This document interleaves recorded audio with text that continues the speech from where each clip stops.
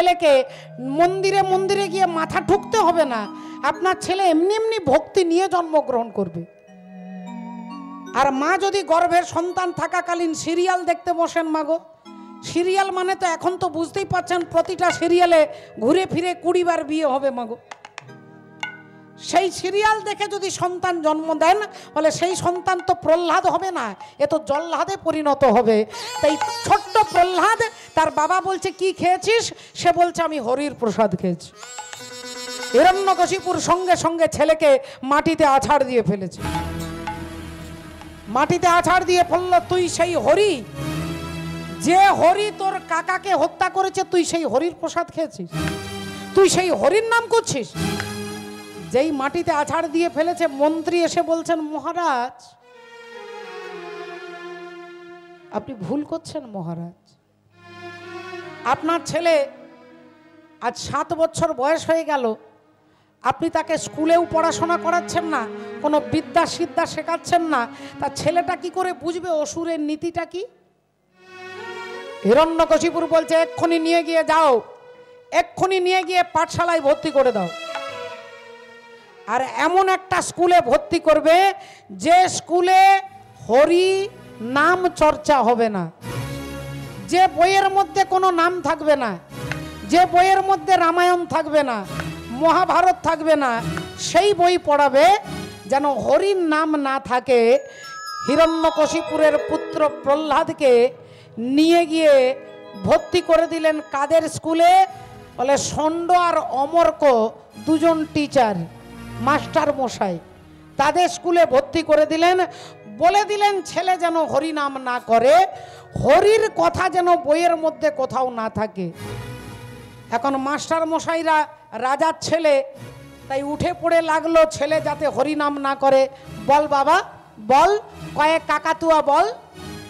ক অক্ষরটাকে লেখাচ্ছে, লেখ বাবা, ক লেখ, 3টে দাগ দিতে হবে, 1 2 3 দিয়ে একটা কুণ্ডলিনী দিতে হবে, এই হয়ে গেল ক। কয়ে কি হবে? বলে কয়ে কাকাতুয়া।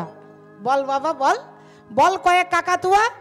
যেই বলেছে অমনি প্রহ্লাদ বলছে গুরুমশাই, ও গুরুমশাই, কিরে তুই কাঁদছিস কেন?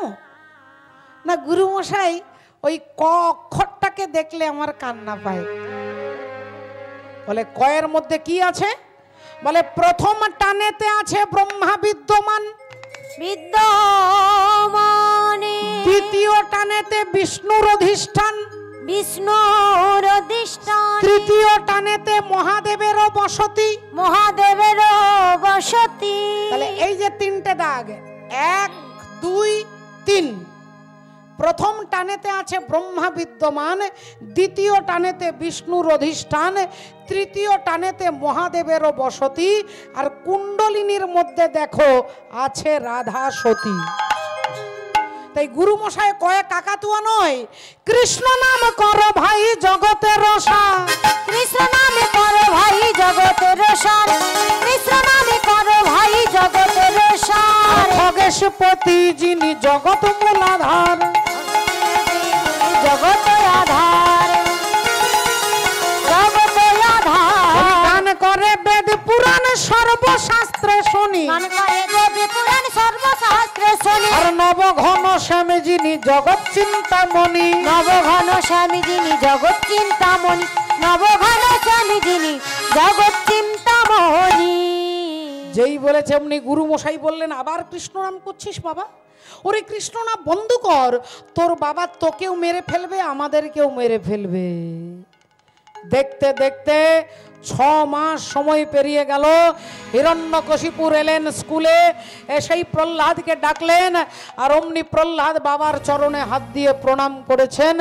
বাবা ভাবছে তাহলে ছেলে আমার মানুষ হয়ে গেছে, আবার কোলে নিয়েছে, আবার গালে চুমু খেয়ে জিজ্ঞাসা করছে বলতো বাবা এ জগতের সর্বশ্রেষ্ঠ পুরুষকে বল, সব থেকে শক্তিশালী পুরুষকে? অমনি প্রহ্লাদ বাবার কোলে চেপে বলে উঠলেন এ জগতের সর্বশ্রেষ্ঠ পুরুষ হচ্ছে আমার ভগবান হরি। হিরণ্যকশিপুর বলছে এখনো হরি, আবার হরি, আবার হরির নাম করছিস? আবার যেই মাটিতে আছাড় দিয়ে ফেলেছে, এবার দুজন মাস্টার মশাই এসে বলছেন, মহারাজ এই তো 6 মাস হলো, একটু সময় দিন মহারাজ, আপনার পুত্রকে আমরা নিশ্চয়ই আপনার মতোই তৈরি করব, তবে একটু সময় দিতে হবে। হিরণ্যকশিপুর বললেন, আর মাত্র 6 মাস সময় দেব, এর মধ্যে আমার ছেলেকে আমি কিন্তু যথার্থ অসুর চাই। এই বলে দিয়ে চলে গেলেন। মাস্টার মশাইরা আবার বলতে লাগলেন, ওরে বাপ, তুই হরির নাম করিস না বাবা, প্রতিদিন শেখাই, প্রতিদিন হরির নাম যাতে বন্ধ করে তার ব্যবস্থা করে, কিন্তু প্রহ্লাদের অন্তরে যে হরি বসে আছে বাবু, অন্তরে যে হরি বসে আছে, তাহলে একটু ভালো করে ভেবে দেখুন, তার অন্তর থেকে হরিকে সরাবে কি করে? এখন ঘটনা কি হয়েছে, দুজন মাস্টার মশাই কিছুতেই যখন পারছে না, একদিন তারা বাইরে গেছে একটু আলোচনা করতে, স্কুল ছেড়ে দিয়ে বাইরে গেছে, আর অমনি স্কুলে সমস্ত ছাত্ররা দেখেছে যে স্কুলে কোনো মাস্টার মশাই নেই, সবাই প্রহ্লাদকে গোল করে ঘিরে ধরে বলছে, প্রহ্লাদ তুই যেমন হরির নাম করিস, আমরাও তোর সঙ্গে হরি নাম করব, আমরাও সবাই মিলে হরি নাম করব। আমাদেরও খুব ইচ্ছে করে রে, কিন্তু মাস্টার মশাইয়ের ভয়ে আমরা কেউ করতে পারি না, তুই যখন হরি নাম করছিস তা তোর সঙ্গে আমরাও করব। সবাই মিলে সমস্ত স্কুলের ছাত্ররা হাতে তালি দিয়ে হরি নাম করছে, রাধে রাধে। জপে যাও না মেরা মালা, জপে যাও না মেরা মালা, সর্বদা অন্তরে হরে কৃষ্ণ। হাতে তালি।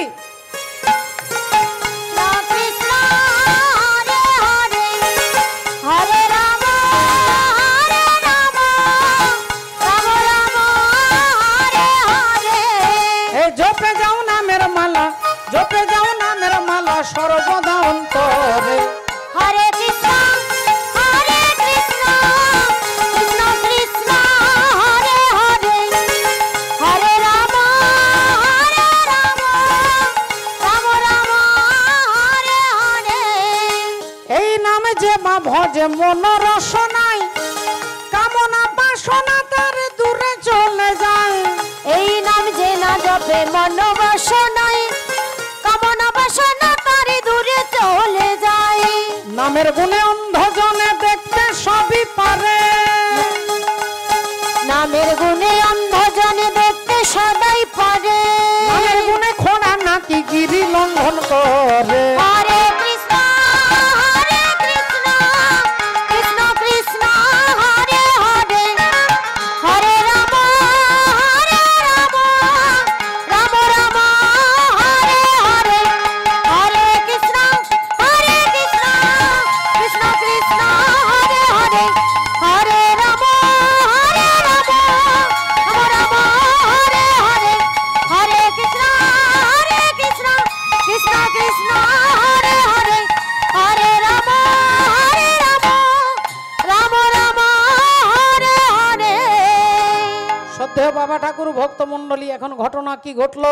সবাই স্কুলের ছাত্ররা হরিনাম করছে, মাস্টার মশাই এসে দেখছেন সর্বনাশ, এ তো একা একা করোনা রোগ ছিল প্রহ্লাদের। এখন প্রহ্লাদ যাকে যাকে ছুঁয়ে দিয়েছে তারাও হরিনাম করছে, তাহলে তো অসুর সমাজটাই ধ্বংস হয়ে যাবে। অমনি মাস্টার মশাই এসে হিরণ্যকশিপুরকে বললেন, মহারাজ আপনার ছেলেকে আমরা পারবো না, আপনার যা ব্যবস্থা করার আপনি করুন। তারা দিয়ে চলে গেলেন। হিরণ্যকশিপুর বললেন, এরকম কুলাঙ্গার সন্তান বেঁচে থাকার চেয়ে মরে যাওয়া ভালো।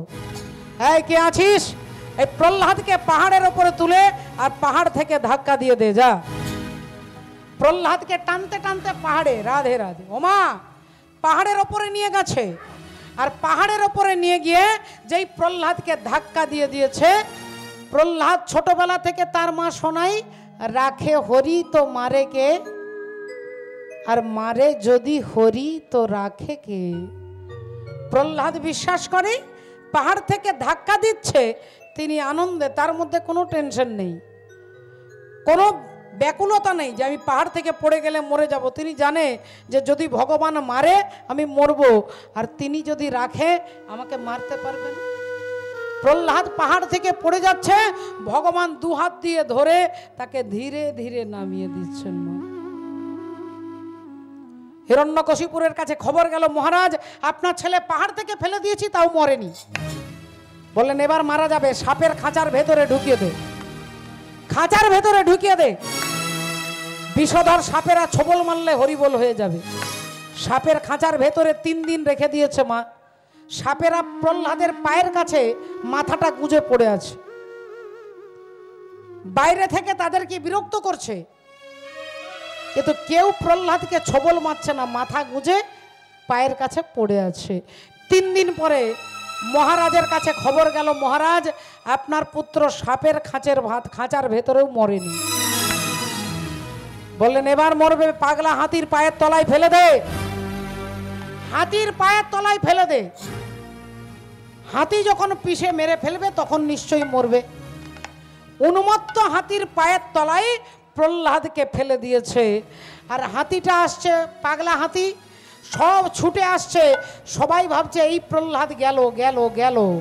আর অমনি উন্মত্ত হাতি এসে সুর দিয়ে প্রহ্লাদকে তুলে কাঁধের ওপরে নিয়ে আজ নাচিতে লাগিল, নাচিতে লাগিল, নাচিতে লাগিল, নাচিতে লাগিল, নাচিতে লাগিল, উন্মত্ত হয়ে প্রহ্লাদ নাচিতে লাগিল।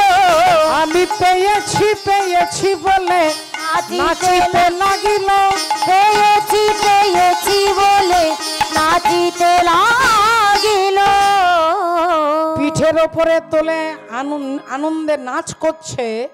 হিরণ্যকশিপুর বললেন পাগলা হাতির পায়ের তলাতেও মারা গেল না, তাহলে এবার এক কাজ করো, ওকে কারাগারে বন্দি করে রেখে দাও। এক বিন্দু জল দেবে না, ভাত দেবে না, রুটি দেবে না, কোনো খাবার দেবে না, না খেয়ে কতদিন বাঁচে দেখা যাবে। প্রহ্লাদকে কারাগারে বন্দি করে দিয়েছে মা। কারাগারের দরজায় একজন পাহারাদারকে রেখেছে, যার মনের মধ্যে কোনো দয়া নেই, মায়া নেই, স্নেহ নেই, ভালোবাসা নেই। সেই নিষ্ঠুর দাড়ি, তার নাম হচ্ছে দৌবারিক। সেই দৌবারিককে দরজায় দাঁড়িয়ে রেখেছে। 1 দিন গেল, 2 দিন গেল, 4 দিন গেল, 5 দিন হয়ে গেল, 1 ফোঁটা জল পর্যন্ত প্রহ্লাদকে খেতে দেয়নি। প্রহ্লাদ কারাগারে বসে তিনি জানে রাখে হরি মারে কে, তাই তিনি চোখ বন্ধ করে ভগবানকে বলছে, ঠাকুর 5 দিন হয়ে গেল আমি তোমায় কিচ্ছু দিতে পারিনি ঠাকুর, আমিও খাইনি, তোমাকেও কিছু দিতে পারিনি, যেদিন আমি খাবো তোমাকে দিয়ে খাবো। ওমা 5 দিন কিচ্ছু খেতে দেয়নি, কিন্তু কয়াধু দেবী কি করে থাকবে বলুন তো মা? মা হয়ে কি করে খাবে? কানতে কানতে এলেন, দৌবারিকের হাতে ধরে বলছে, ওরে বাপ দৌবারিক,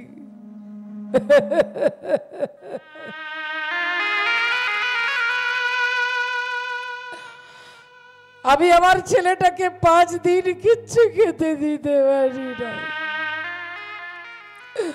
তুইও তো সন্তানের বাবা, তোরও তো ছেলে মেয়ে আছে, বলতে পারিস বাপ আমার ছেলে যদি কিছু না খায় আমি মা হয়ে কেমন করে খাও?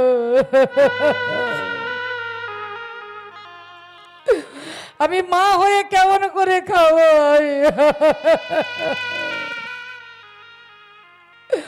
তাই তোর হাতে ধরে বলছি বাবা, তুই আমার ছেলেটাকে এই নাড়ু আর এই জল একটু দিয়ে দে বাবা, আমি আমার ছেলের জন্য এনেছি, আমি তোর হাতে ধরছি, তোর পায়ে পড়ছি। দৌবারিক বলে উঠলেন, রানীমা, রাজামশাইয়ের কড়া নির্দেশ, এখানে একটা মশাও পর্যন্ত যেন না ঢোকে, তাই এই নাড়ু আর এই জল আপনার ছেলেকে আমি কিছুতেই দিতে পারবো না।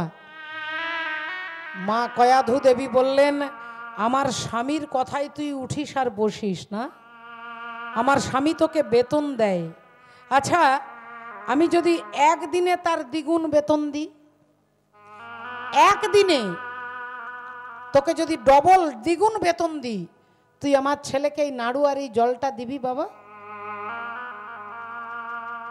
দৌবারিক লোভে পড়ে গেলেন, ভাবলেন একদিনেই যদি ডবল বেতন পেয়ে যায় তা ঠিক আছে, নাড়ু আর জল ঠিক আছে রানীমা, তবে এখন দেওয়া যাবে না, আমি রাত্রিবেলায় আমি নিজে গিয়ে এনে আমি আপনার ছেলেকে দেব, যান। কয়াধু দেবী চলে গেলেন। রাত্রি 12টার পরে সবাই যখন ঘুমে আচ্ছন্ন, সবাই নিস্তব্ধ নিঝুম রাত্রি, দৌবারি গিয়ে নাড়ু আর জল এনে আঁচলটা ঢাকা দিয়ে প্রহ্লাদকে দেবার জন্য নিয়ে যাচ্ছে। আর হিরণ্যকশিপুর এদিকে রাত্রে ঘুম আসছে না, ঘরের মধ্যে এদিকে যাচ্ছে এদিকে আসছে, আর ভাবছে আজ 5 দিন হয়ে গেল এক ফোঁটা জল দেওয়া হয়নি, তবু ছেলেটা এখনো বেঁচে আছে। আর হঠাৎ দেখছে রাত্রিবেলায় কে যেন পেরিয়ে যাচ্ছে। হিরণ্যকশিপুর চিৎকার করে ডাক দিলেন, এই এদিকে আয়, এদিকে আয়, কে ওখানে? দৌবারিক এবার থরথর করে কাঁপছে, আমাকে দেখে ফেলেছে মহারাজ, আমার গর্দান যাবে, আমাকে মেরে ফেলবে, আমি এখন কি বলবো, আমি এখন কি বলবো, এদিকে আয়। দৌবারিক থরথর করে কাঁপতে কাঁপতে দাঁড়িয়েছে। মহারাজ, মহারাজ, তোর হাতে ওগুলো কি? মহারাজ, আমাকে ক্ষমা করে দিন মহারাজ, আমি লোভে পড়ে এই অন্যায় করে ফেলেছি। আমাকে রানীমা দ্বিগুণ বেতন দেব বলেছিল, এই নাড়ু আর এই জলটা আপনার পুত্র প্রহ্লাদকে দেওয়ার জন্য নিয়ে যাচ্ছিলাম মহারাজ। হিরণ্যকশিপুর বলে উঠলেন, ওরে বেঈমান, আমি নির্দেশ করেছিলাম 1 ফোঁটা জল দিবি না। মহারাজ, মহারাজ, আমি আপনার পায়ে ধরছি মহারাজ, আর কোনোদিন এই ভুল করব না, আমাকে চাকরি থেকে তাড়িয়ে দেবেন না মহারাজ, আমার ছেলে মেয়ে না খেতে পেয়ে মারা যাবে, আমাকে আপনি চাকরি থেকে তাড়িয়ে দেবেন না মহারাজ। হিরণ্যকশিপুর বলছে, তাহলে ওই থালাটা দে, ওই নাড়ুর থালাটা দে। আর যেই থালাটা ধরিয়ে দিয়েছে অমনি নাড়ুগুলোর মধ্যে বিষ মাখিয়ে দিয়েছে, নাড়ুর মধ্যে বিষ মাখিয়ে দিয়েছে। আর বিষ মাখিয়ে দিয়ে এবার বলছে, যা এগুলো প্রহ্লাদকে দিবি, যা। শোন, এই বিষ মাখানো নাড়ু কেমন করে খাচ্ছে, কেমন করে জিভ বেরিয়ে যাচ্ছে, কেমন করে চোখগুলো বেরিয়ে যাচ্ছে, কেমন করে বাবা গো মা গো বলে চিৎকার করছে, তুই নিজের চোখে দেখবি, দেখে এসে আমাকে বলবি, যা। এখন দৌবারিক সেই থালাটা এনে প্রহ্লাদকে দিয়েছে, এই যে রাজপুত্র ইনিন, আপনার মা পাঠিয়েছে। এখন সে তো জানে না মা যে নাড়ুর মধ্যে বিষ আছে। সে একটা নাড়ু হাতে নিয়ে আর ভগবানকে ডাকছে আর বলছে, ঠাকুর দয়াময়, আর 5 দিন হয়ে গেল তোমাকে আমি কিছু দিতে পারিনি ঠাকুর, 5 দিন তোমাকে কিচ্ছু খেতে দিতে পারিনি, এই নাও দয়াময়, এসো এসো দয়াময়। আর দৌবারিক ছিদ্র দিয়ে দেখছে, রাজাকে গিয়ে খবর দিতে হবে কেমন করে ছটপট করে মারা যাচ্ছে, তা দেখতে হবে, দেখে তবে তো বলবো। এখন সে ছিদ্র দিয়ে দেখছে আর ভাবছে, আচ্ছা এই অন্ধকার কারাগারে কাকে ডাকছে, হাতে নাড়ু নিয়ে কাকে ডাকছে, আমি তো কাউকে ঢুকতে দেব না, তাহলে কাকে ডাকছে? প্রহ্লাদ।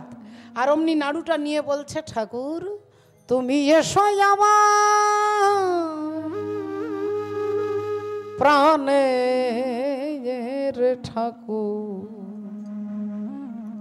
এসো আমার হৃদয় মাঝে,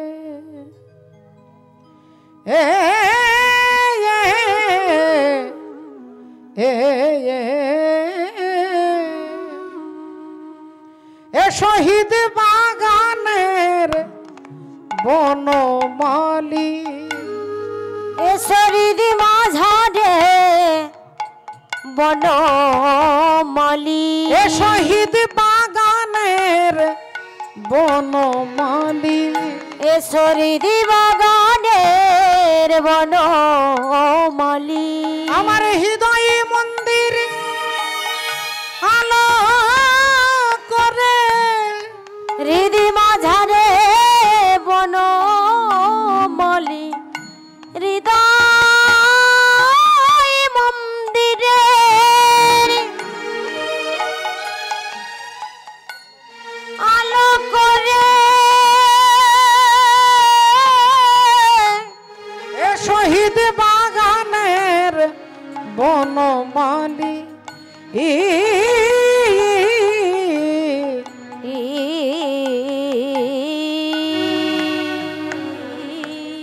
মতি মায়েরা, বিষ মাখানো নাড়ুটা হাতে নিয়ে প্রহ্লাদ ভগবানকে ডাকছে। দৌবারিক দেখছে যে কাকে ডাকছে। এমন সময় দেখতে পেলেন অন্ধকার কারাগার আলোয় আলোকিত হয়ে গেছে। শঙ্খ চক্র গদা পদ্মধারী হরি এসে দাঁড়িয়েছেন। শঙ্খ চক্র গদা পদ্মধারী পরমাত্মা হরি দাঁড়িয়েছেন। দৌবারিক বললেন, আচ্ছা তাহলে তুমি দরজা জানলা বন্ধ থাকলেও ঢুকতে পারো, তা দরজা জানলা বন্ধ থাকলে না হয় তুমি ঢুকতে পেরেছো। প্রহ্লাদ তখন বলছে, নাও দয়াময় নাও, এই নাড়ুটা ধরো, আমার মা পাঠিয়েছে, সেবা করো ঠাকুর দয়াময়, সেবা করো। আর দৌবারিক ভাবছে, আরে ওর মধ্যে তো বিষ আছে, তুমি জানো না কিন্তু সে জানে, তাই নাড়ুটা সে নিতে পারবে না, নাড়ুটা নিতে পারবে না তুমি যতই বলো। এটা দৌবারিক ভাবছে। আর ভগবান বিষ মাখানো নাড়ুটা হাতে ধরেছেন। বিষ মাখানো নাড়ুটা হাতে ধরেছে। আর দৌবারিক মনে মনে বলছে, আচ্ছা ঠিক আছে তুমি হাতে ধরতে পারবে, কিন্তু তুমি তো মুখে দিতে পারবে না, কারণ তুমি তো জানো ওর মধ্যে বিষ আছে, তুমি মুখে দেবে কি করে। এটা দৌবারিক ভাবছে। আর ভগবান এক একটা করে বিষের নাড়ু সেবা করছে, এক একটা বিষ মাখানো নাড়ু সেবা করছেন মাগো। দৌবারিক বলছে, আচ্ছা তাহলে তুমি বিষও খেতে পারো, তুমি বিষ খেয়েও হজম করতে পারো, তা তুমি না হয় বিষ খেতে পারো, কিন্তু তোমার ভক্ত খাবে কি, সে তো 5 দিন না খেয়ে বসে আছে। আর অমনি ভগবান অমৃত মাখানো নাড়ু নিজের ঝোলা থেকে বার করে প্রহ্লাদকে বলছে, প্রহ্লাদ তোমার মায়ের হাতের নাড়ু আমি সেবা করেছি, এবার তুমি আমার আনা নাড়ু সেবা করো। অমৃত মাখানো নাড়ু একটা একটা করে প্রহ্লাদের মুখে দিচ্ছে। আর নিষ্ঠুর দৌবারিক, নির্মম দৌবারিক, যার মধ্যে কোনো ভালোবাসা দয়া মায়া নেই, সেই দৌবারিকের চোখ দিয়ে দরদর করে জল পড়ছে। দৌবারিক বলছে যে তাহলে তুমি ভক্তের জন্য বিষ খেতে পারো, তুমি ভক্তের জন্য বিষ খাও, আর ভক্তকে অমৃত দান করো।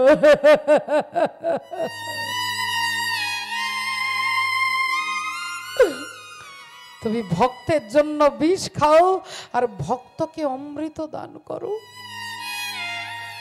দৌবারিকে দাঁড়িয়ে দাঁড়িয়ে কাঁদছে। আর অমনি প্রহ্লাদ থালাটা দিয়ে বলছে, ও দৌবারিক কাকা, এই নাও, আমার মাকে বলবে আমার প্রভু সেবা করেছে, যাও। থালাটা যেই দিয়েছে, দৌবারিক থালাটাকে বুকে জড়িয়ে ধরেছে, থালাটাকে বুকের মধ্যে জড়িয়ে ধরে কাঁদতে কাঁদতে ছুটতে ছুটতে যাচ্ছে। আর এদিকে দরজায় হিরণ্যকশিপুর দাঁড়িয়ে আছে, খবরটা শুনবে বলে। ছেলে মারা গেছে, ছেলে কিভাবে মরেছে জানবার জন্য দাঁড়িয়ে আছে। দৌবারিক যেই কেঁদে কেঁদে আসছে, হিরণ্যকশিপুর ভাবছে প্রহ্লাদ মারা গেছে। অমনি ডাকলেন, এই এদিকে আয়, এদিকে আয়, এদিকে আয়, বল। আচ্ছা আচ্ছা, মরবার সময় বাবা গো মা গো বলে চিৎকার করছিল তো নাকি? খুব চিৎকার করছিল, জিভটা বেরিয়ে গিয়েছিল, চোখগুলো বেরিয়ে গিয়েছিল, কি রে খুব ছটপট করছিল তো নাকি? বাবা গো মা গো বাঁচাও বাঁচাও বলে চিৎকার করছিল তো। আরে চুপ করে হাঁ করে তাকাচ্ছিস কি, বল। দৌবারিক বললেন, মহারাজ আপনার পুত্র প্রহ্লাদের কিছু হয়নি মহারাজ, মরেনি। আগে নাম মহারাজ। ওরে অপদার্থ, তোরা এক একটা অপদার্থ, তোদের দিয়ে কোনো কাজ হবে না, যা ভেতরে যা, যা নিজের কাজে যা, যা। দৌবারিক বললেন, মহারাজ আর ভেতরে যাব না মহারাজ, আর ভেতরে যাব না। কি আমার কথার অবাধ্য, আগামী কাল সকালবেলায় তোকে ঘাড় ধাক্কা দিয়ে তাড়িয়ে দেব। দৌবারিক বললেন, মহারাজ আগামী কাল নয় মহারাজ, আগামী কাল নয়, আজকে এক্ষুনি এই মুহূর্তে আমি আপনার চাকরি থেকে পদত্যাগ করব। ওরে মূর্খ, চাকরি ছেড়ে দিলে তোর বউ বাচ্চা খাবে কি? মহারাজ, এতদিন বিশ্বাস করতাম যে সংসারটা আমি চালাচ্ছি, আমি না থাকলে সংসার ভেসে যাবে, আমি না থাকলে সংসার রসাতলে চলে যাবে, কিন্তু মহারাজ আমি নিজের চোখে দেখলাম মহারাজ,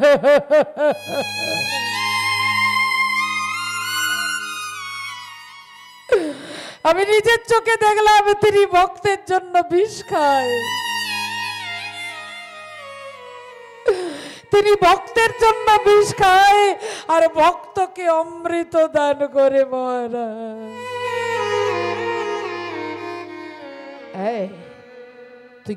তুই কার হয়ে কথা বলছিস? তুই আমার দাস, তুই আমার চাকর, আর তুই আমার দাস হয়ে কার কথা বলছিস তুই? মহারাজ, এতদিন আমি আপনার দাসত্ব গ্রহণ করেছি, এতদিন আমি আপনার দাস ছিলাম, কিন্তু যদি আজ থেকে কারোর দাস হতে হয়, আমি শ্রী গোবিন্দের দাস হব। আমি শ্রী গোবিন্দের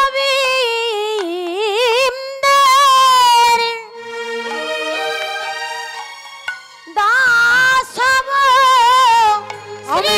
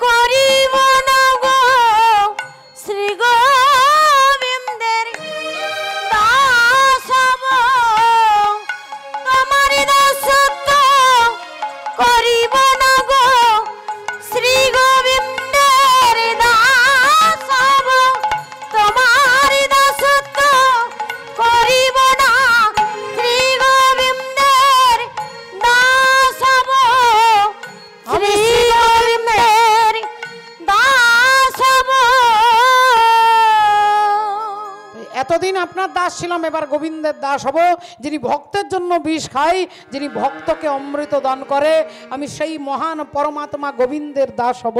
এই বলে বর্বরিক ছুটে বেরিয়ে চলে গেলেন। হিরণ্যকশিপুর দেখলেন তাহলে তো আর নয়, আর নয়, এবার একবার শেষ চেষ্টা করে দেখতে হবে। প্রহ্লাদকে কারাগার থেকে টেনে বার করে নিয়ে আয়। প্রহ্লাদকে কারাগার থেকে তার বাবার কাছে দাঁড় করিয়ে দিয়েছে। হিরণ্যকশিপুর বললেন, বল বল, তোকে পাহাড় থেকে ঠেলে ফেলে দিলাম, কে তোকে বাঁচিয়েছে? আমার হরি বাঁচিয়েছে বাবা। তোকে পাগলা হাতির পায়ের তলায় ফেলে দিলাম, কে তোকে বাঁচিয়েছে? আমার হরি বাঁচিয়েছে বাবা। তোকে বিষ খাইয়ে দিলাম, কে তোকে বাঁচিয়েছে? আমার হরি বাঁচিয়েছে বাবা। তোকে হরি বারবার বাঁচাচ্ছে না? তাহলে বলতো তোর হরি থাকে কোথায়? বল তোর হরি কোথায় থাকে? প্রহ্লাদ বললেন, বাবা এমন একটা জায়গা বলো যেখানে হরি নেই, এমন একটা জায়গা বলো যেখানে হরি নেই।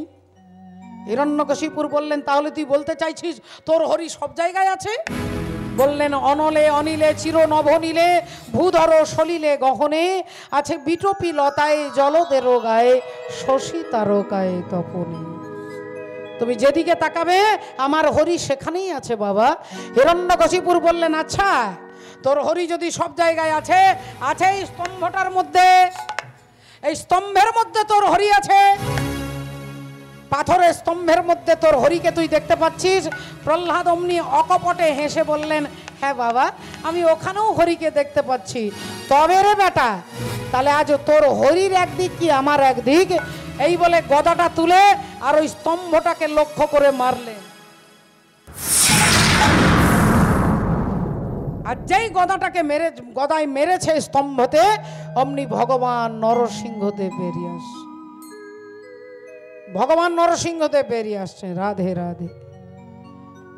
ভক্তচারী দাঁড়িয়ে আছে। দুরাচারী হচ্ছে হিরণ্যকশিপুর, যার নাম সকালবেলায় করলে আপনার দিন অপবিত্র হবে। আর তারই ছেলে প্রহ্লাদ বলে, যার নাম সকালবেলায় করলে আপনার যাত্রা শুভ হবে। এ মনে বাবলা গাছের কষ লেগেছে, ও গুরু ধুয়ে দাও জ্ঞান সাবানে, গুরু আমার মনের ময়লা যাবে কেমনে।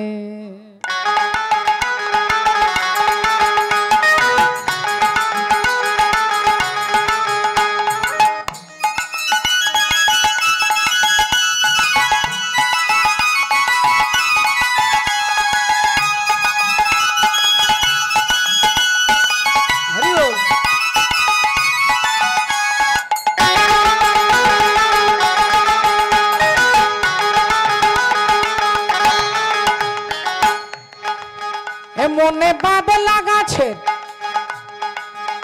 মনে বাবলা গাছের কষ লেগেছে, গুরু ধুয়ে দাও জ্ঞান সাবানে।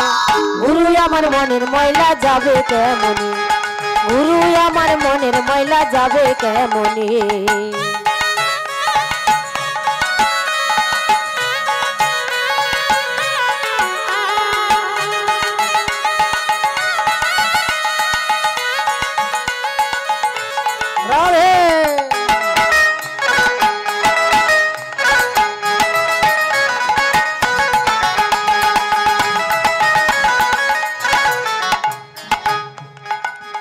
যদি অন্য ময়লা হয়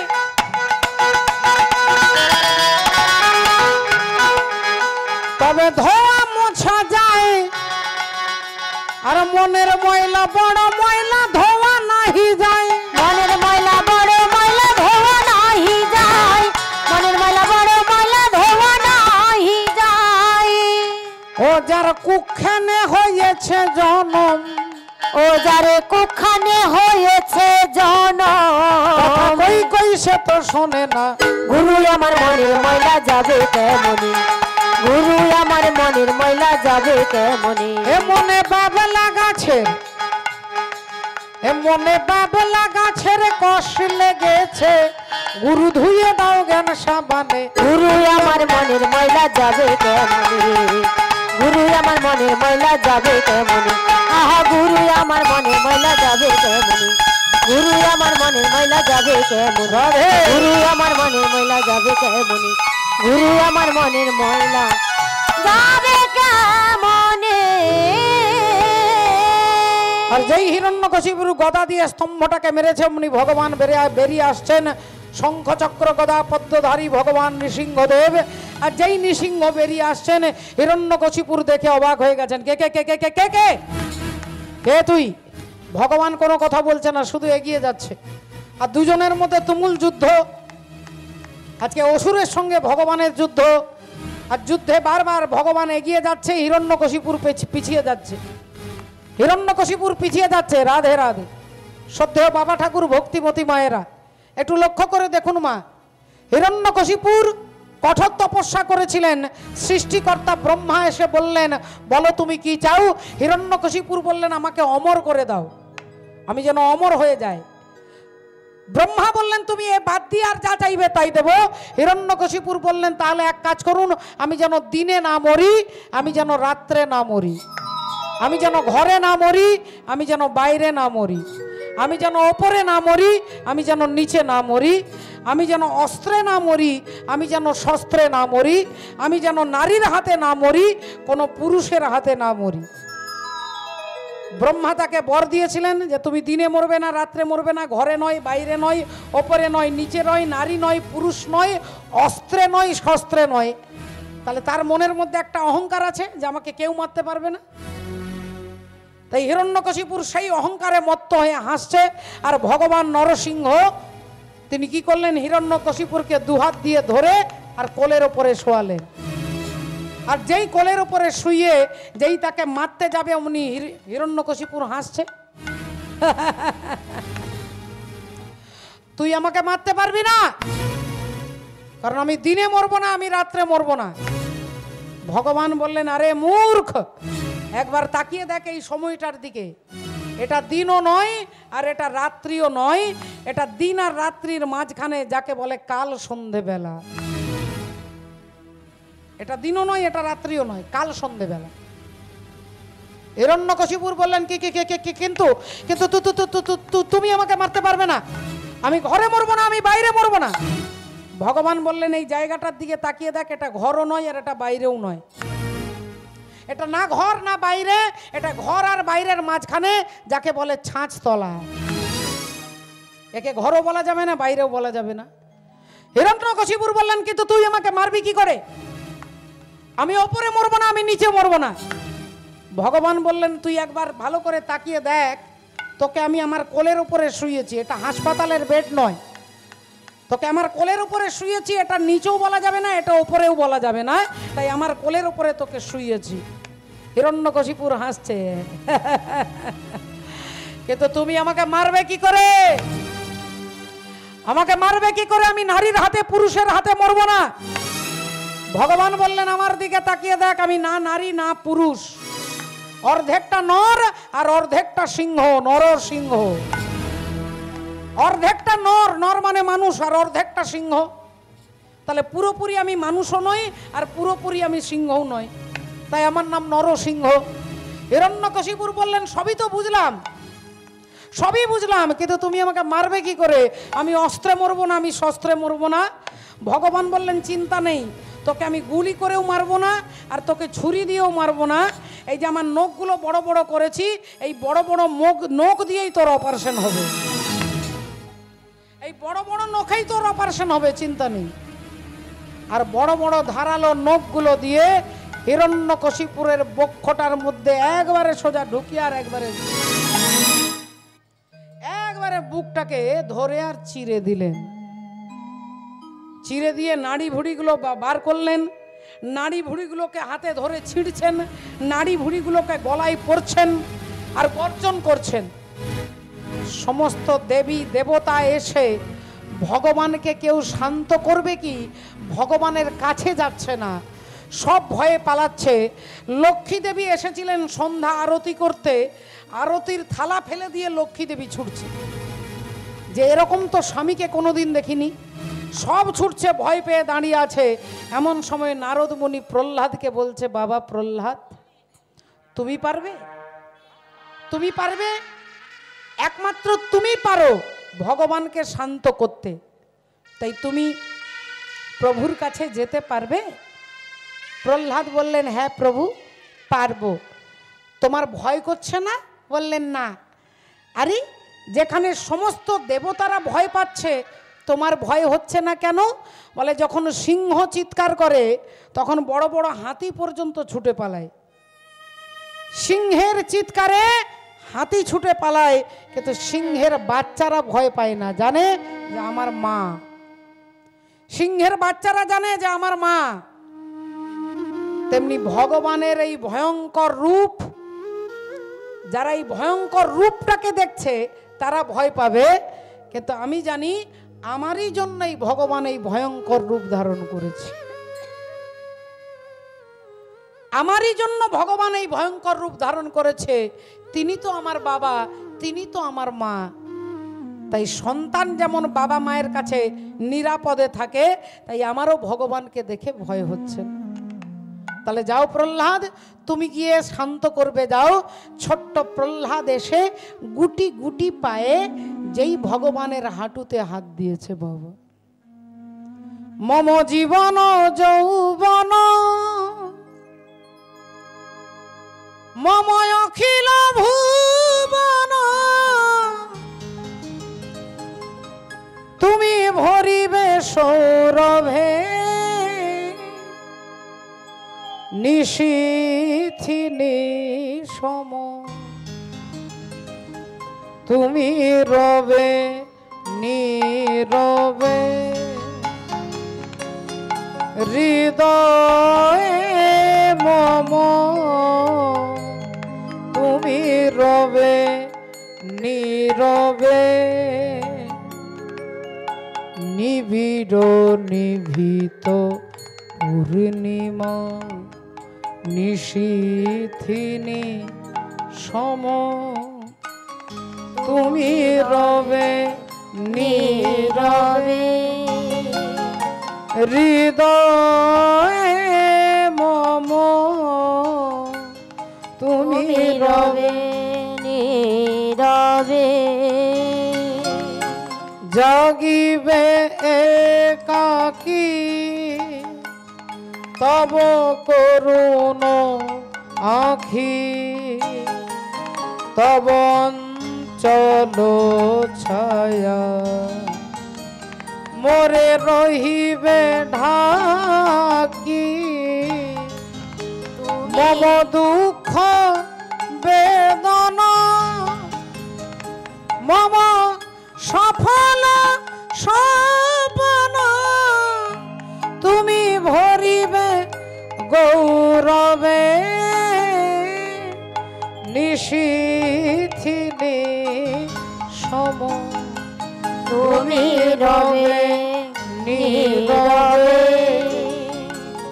হৃদয়ে মম তুমি রবে নীরবে। যেই প্রহ্লাদ এসে ভগবানকে ছুঁয়ে দিয়েছে অমনি ভগবান প্রহ্লাদকে কোলে তুলে নিয়েছে। বলো প্রহ্লাদ তুমি আমার কাছে কি চাও? প্রহ্লাদ বললেন আমার বাবাকে তোমার চরণে ঠাঁই দাও, আমার বাবাকে তোমার চরণে ঠাঁই দাও।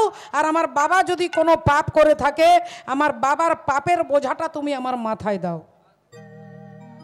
আমার বাবার সারা জীবনের পাপের বোঝা তুমি আমার মাথায় দাও। আর আমি যদি তোমাকে একদিনের জন্য ভালোবেসে থাকি তাহলে সেই কৃপাতে তুমি আমার বাবাকে তোমার চরণে ঠাঁই দাও। ভগবান বললেন তোমার বাবা তোমাকে পাহাড় থেকে ফেলে দিয়েছিল, তোমার বাবা তোমাকে বিষ খাইয়ে দিয়েছিল, তোমার বাবা তোমাকে সাপের খাঁচার ভেতরে ঢুকিয়ে দিয়েছিল, আমি তোমাকে বাঁচিয়েছি আর তুমি সেই বাবার জন্য আমার কাছে প্রার্থনা করছো। প্রহ্লাদ বললেন দয়াময় আমার বাবা আমাকে অত্যাচার করেছে, কিন্তু আমার বাবা যদি দয়া করে জন্ম না দিত তাহলে তো আমি তোমার চরণ পেতাম না ঠাকুর। আমার বাবা যদি কৃপা করে আমাকে জন্ম না দিত আমি কি তোমাকে পেতাম?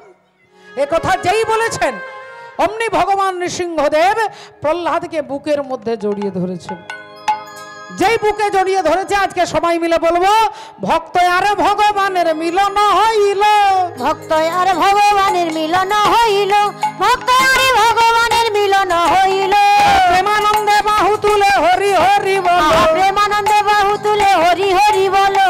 সবে মিলে জয় দাও বলো হরি হরি, সবে মিলে জয় দাও বলো হরি হরি। হরি নামের প্রভাবে ভব সিন্ধু যাবে তরি, নামের প্রভাবে ভব সিন্ধু যাবে তরি, নামের প্রভাবে ভব সিন্ধু যাবে তরি। জয় রাধে রাধা গোবিন্দ জয়, রাধে রাধা গোবিন্দ জয়, রাধে রাধা গোবিন্দ জয়, রাধে রাধা গোবিন্দ জয়, রাধে রাধা গোবিন্দ জয়। জয় রাধে জয় রাধে জয় রাধে জয় রাধে জয় রাধে জয় রাধে জয় রাধে জয় রাধে জয় রাধে রাধে রাধে। আচ্ছা ভজন গান হবে। হরে কৃষ্ণ।